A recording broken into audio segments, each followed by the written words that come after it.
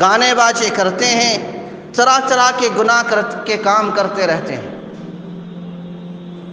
جو ہمیں نہیں کرنا چاہیے۔ جس طرح اس مہینے میں نیکیوں کی فضیلت کو اللہ تعالیٰ بڑھا دیتے ہیں، اسی طرح اس مہینے میں گناہ کرنے پر بھی زیادہ گناہ لکھا جاتا ہے۔ یہ مہینہ احترام والا، عظمت والا مہینہ اس وجہ سے ہے کہ اس میں نیکیوں کی فضیلت کو اللہ بڑھا دے۔ ایک روزہ رکھنے پر ایک مہینے کے روزے کا ثواب ملتا ہے، اور رمضان کے روزے کے بعد سب سے افضل روزہ محرم کا روزہ قرار دیا گیا۔ دوسری بات، یہ محرم کے مہینے کی فضیلت یہ الگ ہے۔ اس کے بعد جو فضیلت ہے عاشورے کے دن کا، وہ اپنے مقام، اپنے اعتبار سے ممتاز ہے، اس کی فضیلت الگ ہے۔ حدیث میں آتا ہے، اللہ کے نبی صلی اللہ علیہ وسلم نے ارشاد فرمایا، صیام یوم عرفۃ احتسب علی اللہ ان یکفر السنۃ التي قبلہ والسنۃ التي بعدہ، وصیام یوم عاشوراء احتسب علی اللہ ان یکفر السنۃ التي قبلہ۔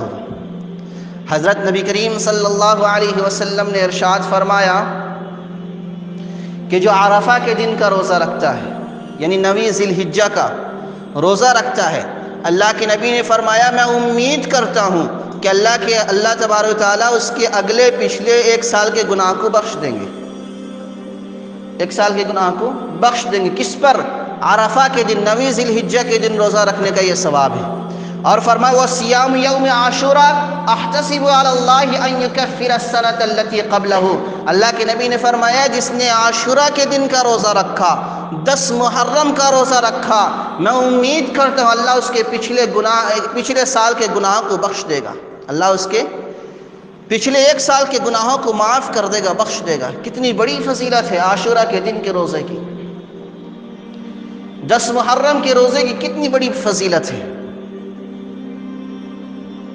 اور یہ 10 محرم کا روزہ جب رمضان کی فرضیت نازل نہیں ہوئی تھی، رمضان کا روزہ فرض نہیں ہوا تھا، اس سے پہلے 10 محرم کا روزہ عاشوراء کے دن کا روزہ فرض قرار دیا گیا تھا۔ یہ عاشوراء کے دن کا روزہ فرض تھا۔ اب جب مدینہ منورہ ہجرت کر جانے کے بعد رمضان کی فرضیت نازل ہوئی کہ رمضان کے مہینے کے روزے کو امت کے لیے فرض قرار دے دیا گیا، تو اللہ کے نبی نے فرمایا اب تمہارا جی چاہے عاشوراء کا روزہ رکھو یا جی چاہے نہ رکھو، اب تمہارا جی چاہے تو عاشوراء کا روزہ رکھو، اگر جی چاہے تو چھوڑ دو۔ اب اس کی فرضیت نہیں رہی، عاشوراء کے دن کی فرضیت نہیں رہی۔ جب مدینہ منورہ ہجرت کر کے گئے تو وہاں دیکھا کہ یہود لوگ عاشوراء کے دن روزہ رکھتے ہیں، تو اللہ کے نبی نے پوچھا کہ تم اس دن کیوں روزہ رکھتے ہو؟ انہوں نے فرمایا کہ اس دن حضرت موسیٰ علیہ نبینا علیہ السلام کو فرعونیوں سے نجات ملی تھی، فرعونیوں سے نجات ملی تھی، جس بنا پر حضرت موسیٰ کی وجہ سے موسیٰ کو علیہ السلام اور ان کی قوم کو نجات ملی تھی، اس لیے ہم عاشوراء کے دن روزہ رکھتے ہیں۔ تو اللہ کے نبی نے فرمایا کہ ہم اس کے زیادہ اہل ہیں، کہ حضرت موسیٰ علیہ السلام کو اس دن نجات ملی تھی، تو ہم بھی اس دن روزہ رکھیں گے۔ لیکن اللہ کے نبی نے فرمایا، صحابہ نے پوچھا یا رسول اللہ آپ تو کہتے ہیں یہود کی مخالفت کریں، یہودیوں کی مخالفت کریں، ان کے مشابہت اختیار نہ کریں، تو یہود لوگ عاشوراء کے دن روزہ رکھتے ہیں، آپ نے کہہ دیا کہ عاشوراء کے دن ہم بھی روزہ رکھیں گے، تو یہود کی مخالفت نہیں پائی گئی۔ تو اللہ کے نبی نے فرمایا صوم یوم عاشوراء خالف فیہ الیہود، کہ عاشوراء کے دن روزہ رکھو اور یہود کی مخالفت کرو، اور فرمایا صوم یوما قبلہ او یوما بعدہ، کہ ایک دن پہلے روزہ رکھو یا ایک دن بعد میں روزہ رکھو۔ یعنی 10 محرم کا روزہ عاشوراء کا دن ہے، آپ 9-10 رکھیں یا پھر 10-11 رکھیں، یہ یہود کی مخالفت بھی ہو گئی اور حضرت موسیٰ علیہ السلام کی محبت میں یہ روزہ بھی ہو گیا۔ تو یہ محرم کے دن عاشوراء کے روزے کی بہت بڑی فضیلت ہے، پچھلے 1 سال کے گناہ اللہ معاف فرما دیں گے، کتنی بڑی فضیلت ہے۔ مگر ہم اس فضیلت کو ایسے ہی گوا دیتے ہیں، لہو و لعب میں، کھیل تماشے میں، کھانے پینے میں گوا دیتے ہیں۔ ہمیں چاہیے کہ عاشورہ کے دن اہتمام سے روزہ رکھیں۔ یہ فرض واجب نہیں ہے، یہ روزہ فرض واجب نہیں ہے، نفلی روزہ ہے۔ نہ تو ورنہ پھر کوئی کہے گا کہ تے روزہ رکھے نہیں، جا چھوڑ دیا اور محروم رہ گیا۔ حالانکہ محروم رہا نیکیوں سے، مگر گناہ نہیں ہوگا، گناہ نہیں۔ یہ نفلی روزہ ہے، رکھے گا تو ثواب ملے گا، 1 سال کے گناہ معاف ہو جائیں گے۔ اگر نہیں رکھا کوئی بات نہیں، کوئی گناہ نہیں، کوئی گناہ نہیں ہے۔ یہ نفلی روزہ ہے، اور اس میں حدیث میں آتا ہے کہ اس دن کیا کریں۔ اللہ کے نبی نے فرمایا من وسع علی نفسی و اہلہ وسع اللہ علیہ سائر سنتہ۔ اللہ کے نبی نے فرمایا جس نے عاشورہ کے دن اپنے اہل و عیال میں وسعت اختیار کرے گا، اپنی حیثیت کے مطابق، اپنی حیثیت کے مطابق اہل و عیال پر خرچ کرے گا۔ من وسع علی نفسہ و اہلہ، اپنی حیثیت کے مطابق اپنی ذات پر، اپنے اہل و عیال پر خرچ کرے گا کھانے پینے میں۔ وسع اللہ علیہ سائر سنتہ، اللہ تعالیٰ اس کے پورے سال برکت عطا کریں گے، وسعت عطا کریں گے۔ اب سوال یہ ہوتا ہے، ہمارے ذہن میں سوال پیدا، جب ہم خرچ کریں گے تو پھر روزہ کیسے کے رکھیں گے؟ اپنے اہل و عیال پر خرچ کریں گے، کھانے پینے میں وسعت کریں گے تو پھر اور تو روزہ رکھیں گے نہیں، ایسی کوئی بات نہیں۔ روزہ رکھیں، اس عاشورہ کے دن روزہ رکھیں، اور افطاری میں وسعت سے خرچ کریں، افطاری میں خرچ کریں، سحری میں خرچ کریں، افطاری میں کھانے کا آئٹم اچھا کریں، سحری میں کھانے کی اشیاء زیادہ کر دیں۔ یہ ہے وسعت سے خرچ کرنا۔ یہ کیا ہے؟ وسعت سے خرچ کرنا۔ ورنہ تو پھر وسعت سے خرچ کرنے پر، کھانے پینے کے اشیاء اکٹھا کرنے پر ہم ملوث رہیں گے، روزہ چھوڑ دیں گے، یہ کوئی بات نہیں ہے۔ روزہ بھی رکھیں اور اہل و عیال کو وسعت سے خرچ کریں، اس میں اللہ پورے سال برکت دیں گے۔ یہ حدیث اللہ کے نبی کا فرمان ہے۔ تو اس لیے میرے دوست و بزرگوں، یہ محرم کا مہینہ عظمت والا مہینہ ہے، اس میں طرح طرح کے خرافات ہوتے ہیں، ان خرافات سے بچنا چاہیے، ان خرافات سے بچنا کہ جن میں ایک عام خرافات جو ہے وہ لاٹھی کا کھیلنا ہے، بہت مشہور ہے، یہ جائز نہیں ہے، یہ جائز نہیں ہے۔ محرم کے مہینے میں لاٹھی کا کھیلنا، ڈھول تاشے پیٹنا، سارے کے سارے ناجائز ہیں۔ کیوں؟ اس لیے کہ ہم نے محرم کے مہینے میں اس کو خاص کر لیا، اور یہاں تو صرف لاٹھی کھیل ہوتا ہے، دوسری جگہ میں ماتم کرتے ہیں، نہ جانے کیسی کیسی چیزوں کے آلات کے ذریعے سے، کیسی کیسی چیزوں کے اپنے بدن کو نوچتے ہیں، اپنے بدن کو پیٹتے ہیں جس سے خون نکلتا ہے۔ یہ حرام ہے۔ یہ کیا ہے؟ حرام ہے، اس لیے کہ یہ جان مال اللہ کا ہے، اللہ کی امانت ہے، اور ہمیں اس میں کسی طرح کا تصرف نہیں ہے۔ کوئی بندہ اپنے جان کو نقصان نہیں پہنچا سکتا، اپنے آپ کو نقصان پہنچانا اس کے لیے حرام ہے۔ جیسے آج کل ہمارے جوان طبقہ عشق و معشوقی کے چکر میں پڑھ کر، لڑکیوں کے عشق میں پڑھ کر اپنا ہاتھ کاٹنے لگتے ہیں۔ ان کے ماں باپ انہیں تنبیہ نہیں کرتے، انہیں ڈانٹتے نہیں ہیں۔ ماں باپ کی تربیت کی کمی کی بنا پر آج کا جوان اپنی جوانی کے جوش میں، شبابیت کے نشے میں آ کر لڑکی کی عشق میں پڑھ کر اپنا ہاتھ کاٹتا ہے، جو حرام ہے، حرام اور ناجائز ہے۔ اس لیے کہ اس نے اپنے آپ کو نقصان پہنچایا، اس لیے خودکشی حرام قرار دیا گیا کہ خودکشی میں اپنی جان کو لینا ہوتا ہے، خودکشی حرام ہے۔ میں یہ سوچوں کہ میں اپنے ہاتھ کو کاٹ دوں، اپنی انگلی کو کاٹ دوں، یہ میرے لیے جائز نہیں ہے، اس لیے کہ یہ انگلی بھی اللہ کی امانت ہے، یہ ہاتھ بھی اللہ کی امانت ہے۔ لیکن نہیں، ہماری اولاد، ہمارا جوان طبقہ اپنی شبابیت میں آ کر راہ راست سے بھٹک رہا ہے، مگر ہمارے جو جوان ہیں، ان کے جو گارڈین ہیں، وہ انہیں تنبیہ نہیں کرتے، ڈانٹتے نہیں ہیں۔ یہ تربیت اور ڈانٹ ڈپٹ کی کمی کی بنا پر آج اولاد راہ راست سے بھٹکی ہوئی ہے۔ تو اس لیے وہ لوگ ماتم میں آ کر نہ جانے کیسے کیسے آلات کے ذریعے سے اپنے جسم کو نقصان پہنچاتے ہیں، خون سے لہو لہان کرتے ہیں، یہ حرام اور ناجائز ہے۔ اور میں نے ایک بندے سے سوال کیا کہ تم لوگ محرم کے مہینے میں لاٹھی کھیلتے ہو، کیوں کھیلتے ہو؟ وجہ کیا ہے؟ تو انہوں نے کہا کہ بس اپنی سیلف ریسپیکٹ کی وجہ سے، سیلف ڈیفنس کی وجہ سے، اپنی بچاؤ کی وجہ سے، اپنی بچاؤ کی وجہ سے ہم کھیلتے ہیں، تاکہ کہ کوئی دشمن آئے ہم اس کا مقابلہ کریں۔ اگر ایسی بات ہے تو میں نے پھر سوال کیا، اگر ایسی بات ہے تو کسی بھی مہینے میں کھیل سکتے، محرم کے مہینے میں کیوں خاص کیا؟ تو بولا کہ مجھے نہیں پتا، اس کے بارے میں مجھے نہیں پتا۔ تو محرم کے مہینے میں خاص کرنے اس بات کی دلیل ہے کہ ہم یہ محرم کے ایک عمل سمجھتے ہیں محرم کے مہینے کی۔ دوسری بات، لفظ کھیل بتا رہا ہے، یہ کھیل ہے، اس کا شریعت سے کوئی تعلق نہیں، اور اس میں ڈھول تاشے پیٹا جاتا ہے، نہ جانے جوان طبقہ شراب کے نشے میں آ کر کیا کیا حرکت کرتے ہیں کوئی پتہ نہیں۔ آپ لوگ جوانوں سے زیادہ گھلتے ملتے ہیں، جو آپ لوگ زیادہ جانتے ہوں گے۔ اس دن شراب بھی پیا جاتا ہے، اور شراب کے نشے میں آ کر نہ جانے وہ کیا کیا حرکت کرتے ہیں، اللہ کی پناہ۔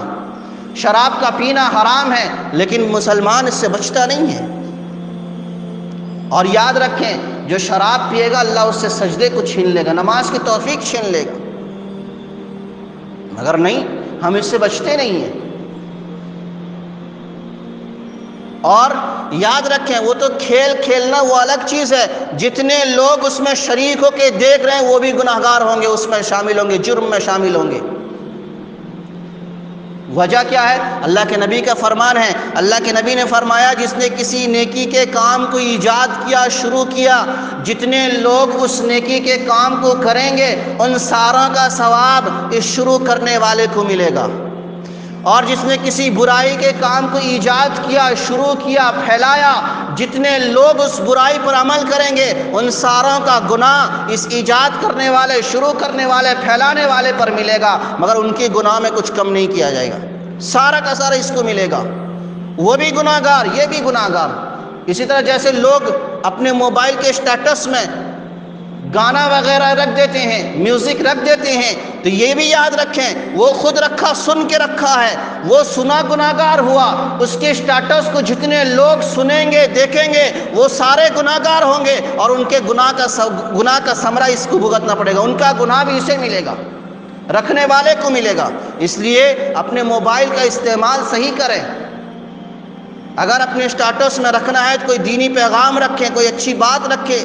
میوزک، گانا وغیرہ رکھنے کی وجہ سے ہم خود تو گناہگار ہوں گے، مگر جو بھی سنے گا وہ گناہگار ہوگا، اور اس کا گناہ ہمیں ملے گا۔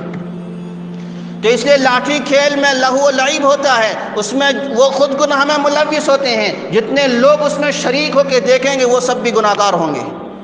اس سے بچا کریں، اللہ سے دعا کریں اللہ ہمیں ان سب خرافات سے بچائے، بدعات و خرافات سے بچائے رکھے۔ دوسری چیز، محرم کے مہینے میں خرافات ہوتی ہے کہ لوگ قبرستان جانے کو لازم کر لیتے ہیں، قبرستان جاتے ہیں، وہاں پہ جھڑیاں لگاتے ہیں، پھول وغیرہ چڑھاتے ہیں، بتیاں جلاتے ہیں، قبر کو لیپا پوتی کرتے رہتے ہیں، اور محرم کے مہینے میں جانا لازم سمجھتے ہیں۔ یہ بدعت ہے، اس طرح کرنا بدعت ہے۔ کسی بھی دن آپ قبرستان جا کے فاتحہ پڑھ سکتے ہیں، شریعت میں کوئی دن کی خاص نہیں ہے، آپ کہیں کسی بھی دن چلے جائیں، مگر نہیں، کبھی ابا اماں یاد آئیں گے نہیں، اپنے مردے کبھی یاد آئیں گے نہیں، عید کے دن یاد آئیں گے، شب برات میں یاد آئیں گے، محرم کے مہینے میں یاد آئیں گے۔ جس طرح لوگ فادرس ڈے، مدرس ڈے مناتے ہیں، ہم بھی ویسے ہی کرنے لگے۔ نہیں، یہ شریعت میں جائز، آپ کو جب دل چاہے تب قبرستان جا کے فاتحہ پڑھ لیں، مگر اسی حد تک رہیں۔ اللہ کے نبی نے فرمایا نہیتکم عن زیارت القبور، میں تمہیں قبر کی زیارت سے منع کر دیا تھا۔ کیوں؟ نئے نئے دین پر آئے تھے، ان کا عقیدہ مضبوط نہیں ہوا تھا، ایمان مضبوط نہیں ہوا تھا، نئے نئے ایمان لائے تھے، بت کی پوجا سے نکلے تھے، اگر قبر کی زیارت کریں گے ہو سکتا ہے قبر کی پوجا کرنے لگ جائیں۔